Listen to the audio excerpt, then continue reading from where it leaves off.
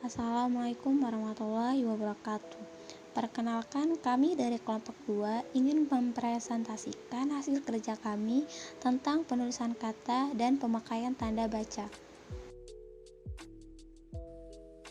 Baiklah, saya akan menyampaikan terkait penulisan kata, yaitu kata sandang si dan sang. Kata si dan sang ditulis terpisah dari kata yang mengikutinya. Misalnya, sang kancil sangat marah kepada monyet itu. Sang ditulis terpisah dari kata yang mengikutinya.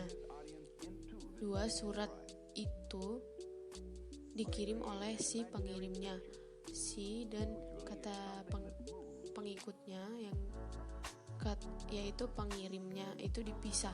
Si dipisah dengan kata yang mengikutinya. 3. Toko itu memberikan hadiah kepada si pembeli. 4. Ibu itu menghadiahi sang suami kemeja batik. Catatan, huruf awal sang ditulis dengan huruf kapital jika sang merupakan unsur nama Tuhan. Misalnya, kita harus berserah diri kepada Sang Pencipta. Kemudian selanjutnya mengenai pemakaian tanda baca. Terkait dengan tanda baca, yaitu saya akan menyampaikan mengenai tanda titik. Tanda titik dipakai pada akhir kalimat pernyataan. Misalnya, mereka duduk di sana. Pada akhir kalimat ditambahkan atau dibubuhi tanda titik. 2. Tanda titik dipakai di belakang angka atau huruf dalam suatu bagan ikhtisar atau daftar. 3. Tanda titik dipakai untuk memisahkan angka, jam, menit, dan detik yang menunjukkan waktu atau jangka waktu.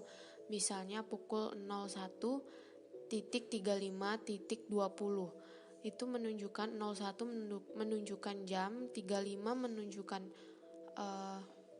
menit, 20 menunjukkan detik.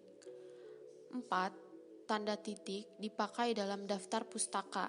Di antara nama penulis, tahun, judul tulisan yang tidak berakhir tanda tanya atau seru, dan tempat lahir. Misalnya Mulyono, Anton M 1989, Kembara Bahasa, Jakarta Gramedia. 5. Tanda titik dipakai untuk memisahkan bilangan ribuan atau kelipatannya yang menunjukkan jumlah. Misalnya, Indonesia memiliki lebih dari 13.000 pulau. Tanda koma. Tanda koma berfungsi untuk memisahkan anak kalimat atau hal-hal yang disebutkan dalam kalimat, juga untuk keperluan singkatan, gelar, dan angka-angka. Berikut adalah pedoman penggunaan tanda baca koma yang sesuai dengan EYD. 1. Tanda koma dipakai di antara unsur-unsur dalam suatu pemerincian atau pembilangan, misalnya telepon, seluler, komputer, atau internet, bukan barang asing lagi. 2. Tanda koma dipakai sebelum kata penghubung seperti tetapi, melainkan, dan sedangkan dalam kalimat majemuk setara. Misalnya, saya ingin membeli kamera, tetapi uang saya belum cukup. Ketiga, tanda koma dipakai untuk memisahkan anak kalimat yang mendahului induk kalimatnya. Misalnya, kalau diundang, saya akan datang. Keempat, tanda koma dipakai di belakang kata atau ungkapan penghubung antar kalimat, seperti oleh karena itu, jadi, dengan demikian, sehubungan dengan itu, dan meskipun demikian. Misalnya, mahasiswa itu rajin dan pandai, oleh karena itu, dia memperoleh beasiswa di luar negeri. Kelima, tanda koma dipakai untuk memisahkan petikan langsung dari bagian lain dalam kalimat. Misalnya, kata nenek saya, kita harus berbagi dalam hidup ini. Keenam, tanda koma dipakai sebelum atau sesudah kata seru seperti oh, ya, wah, aduh, hai, dan kata yang dipakai sebagai sapaan seperti bu, dik, atau nak misalnya. Oh, begitu. Wah, bukan main. Nak, kapan selesai kuliahmu? Ketujuh, tanda koma dipakai antara nama dan alamat, bagian-bagian alamat, tempat dan tanggal, serta nama tempat dan wilayah atau negeri yang ditulis berurutan. Misalnya, Saudara Abdullah, Jalan Kayu Manis 3/18, Kelurahan Kayu Manis, Kecamatan Mataram, Jakarta 13130. Kedelapan, tanda koma dipakai untuk memisahkan bagian nama yang dibalik susunannya dalam daftar pustaka. Misalnya, Gunawan, Ilham, 1984, Kamus Politik Internasional, Jakarta, 2, Restu Agung.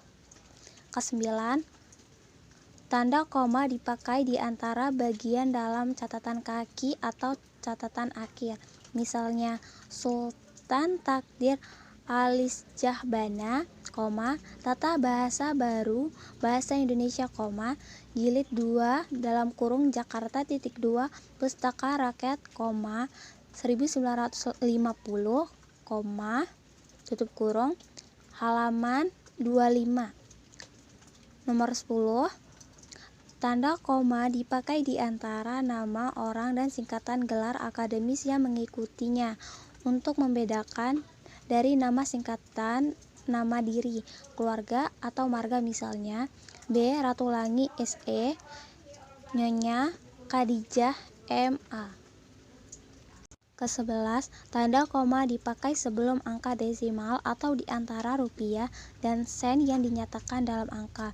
Misalnya, 12,5 meter, 27,3 kilogram, dan 550 rupiah.